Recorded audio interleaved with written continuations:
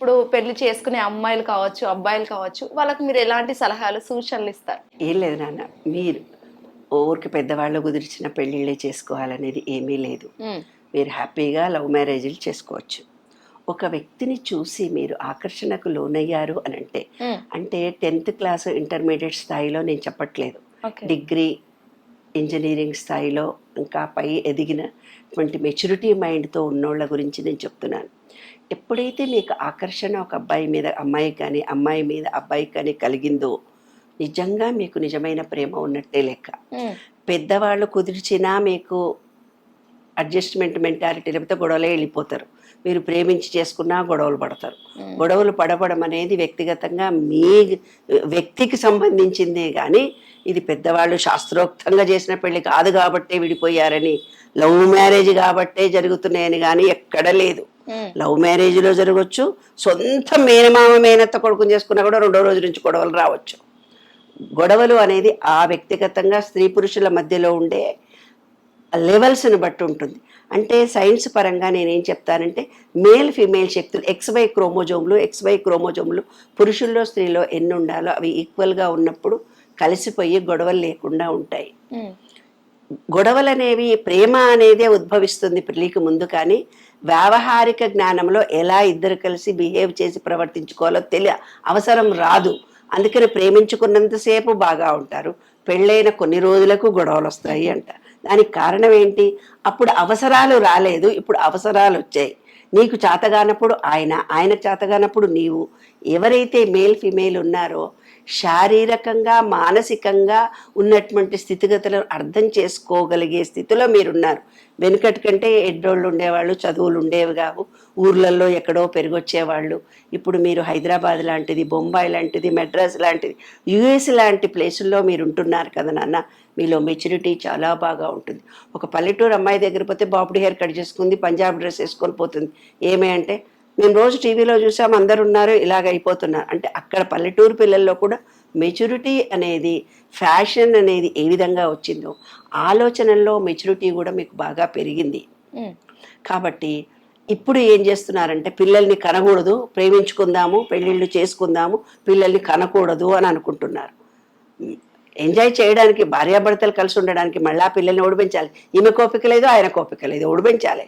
వాళ్ళు తీసుకున్న నిర్ణయం ఒకంత మంచిగానే అనిపిస్తుంది, కానీ అది సృష్టికి విరుద్ధం.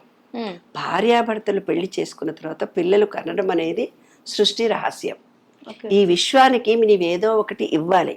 నువ్వు ఎందుకోసం ఏమిస్తావు విశ్వానికి? మీరిద్దరు సెక్స్ పరంగా అనుభవించారు, మీరు ఏమిస్తారు విశ్వానికి? పిల్లల్ని ఇవ్వాలి. పిల్లల్ని ఎప్పుడైతే నేను ఇవ్వను అని అనుకుంటావో ఆ విశ్వం మీ ఇద్దరి మధ్యలో గొడవలు పెట్టేస్తుంది. విశ్వానికి మీరు ఏది ఇస్తారో, మీ ఒక బిడ్డను పెంచి ఇచ్చినట్టు పునర్జన్మ మీకు. భార్యాభర్తలు ఇద్దరు ఎంత త్యాగం చేసి ఆ బిడ్డను పెంచాలి, అవునా? వాళ్ళిద్దరు ఎన్ని త్యాగాలు చేస్తే వాడు పెరిగి పెద్దవ్వాలి. వాళ్ళు ఎంత కష్టపడితే కానీ వాడు ఒక రూపానికి మడానికి రావు. నువ్వు ఒక బండరాయి లాంటి దాన్ని ఇచ్చావు శివ. దాని ఉలిలా ఉలినితో చిక్కలేక నేను చేస్తున్న ప్రయత్నాన్ని చూసి నువ్వు ఆనందిస్తున్నావా శివ అని ఒక చోట నేను కవిత రాశాను. అలాగ ఒక బిడ్డడు పుట్టగానే అయిపోదు కదా. తల్లి తండ్రి వాడి డిఎన్ఏలో ఏమొచ్చిందో వాడిని మీరు పెంచి పోషించాలి. వాడి బిహేవియర్లు ఎలా ఉన్నాయో మన ఈ వాతావరణానికి వాడి నచ్చినట్టుగా పెంచాలి. ఈనాటి కాలమాన పరిస్థితులను అనుసరించి వాడు ఎదగాలి. అందరూ ఎలా ఉంటున్నారో ఆ స్థితి కంటే ఇంకొక స్పెషలైజేషన్లో వాడు ఈ విశ్వంలో ముందరికి రావాలి. అంటే తల్లి తండ్రి ఎంతో కృషి చేస్తారు కదా. ఈ కృషి అంతా మీరు విశ్వంలో ఇంకొక వ్యక్తికి ఇస్తున్నటువంటిది. కాబట్టి మీ సెక్స్ పరంగా భార్యాభర్తలు ఇద్దరు అనుభవించిన దానికి ఈ విశ్వంలో ఒక బిడ్డ రూపంలో ఇస్తే అదే మీకు రివర్స్ అయ్యి వచ్చి మీకు బ్లెస్సింగ్స్గా అందుతాయి. అంటే విశ్వంలో ప్రేమ ఇస్తే ప్రేమ, శాంతి ఇస్తే శాంతి, కోపం ఇస్తే కోపము, డిలే ఇస్తే డిలే, క్రూరత్వం ఇస్తే క్రూరత్వమే మళ్ళీ మీ దగ్గరకు వస్తుంది. కానీ మీరిద్దరు త్యాగం చేసి భార్యాభర్తలు ఇద్దరిలో స్త్రీ కానీ పురుషుడు కానీ ఒకళ్ళని పెంచినా ఇద్దరు పెంచినా ఆ పిల్లాడికి మీరు ఎంత శ్రమనైతే ఇచ్చారో.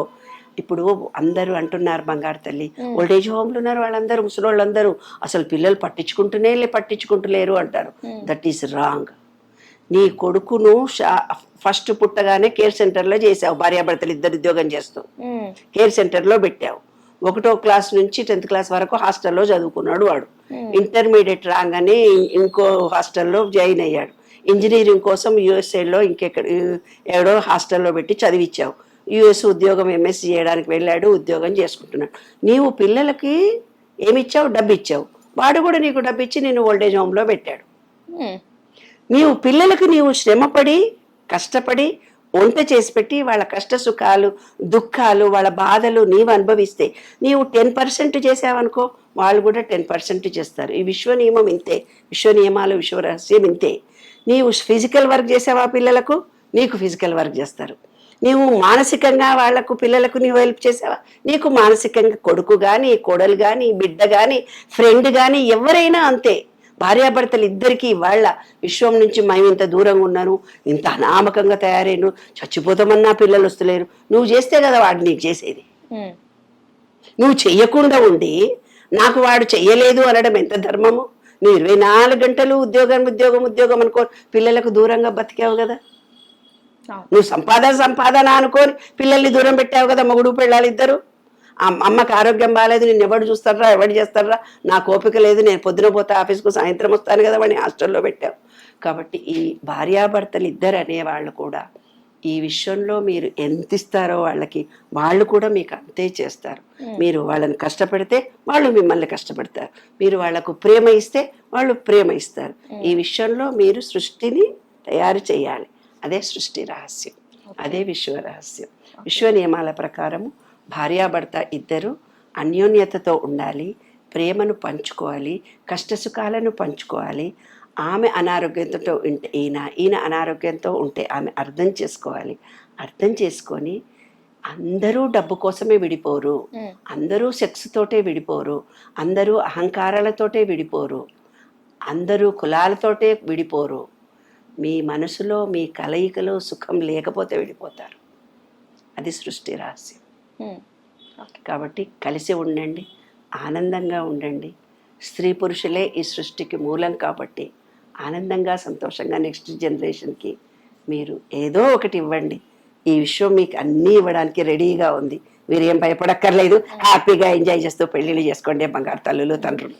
Okay, thank you so much అమ్మ, మంచి ఇన్ఫర్మేషన్ అయితే షేర్ చేసుకున్నారు. సో చూసారు కదా, ఆ గురువులు పెద్దలు పూజ్యులు శ్రీమతి లక్కరాజు నిర్మలమ్మ గారి మాటల్లో అయితే ఎంత బాగా వివరించారంటే ఇప్పుడున్న యూత్ కి అయితే ఇదైతే చాలా ఇంపార్టెంట్ అని చెప్పుకోవచ్చు. సో చూస్తూనే ఉండండి హిట్ టీవీ. మరో ఎపిసోడ్ తో మళ్ళీ మీ ముందుంటాను. అప్పటిదాకా కీప్ వాచింగ్ హిట్ టీవీ. నమస్తే.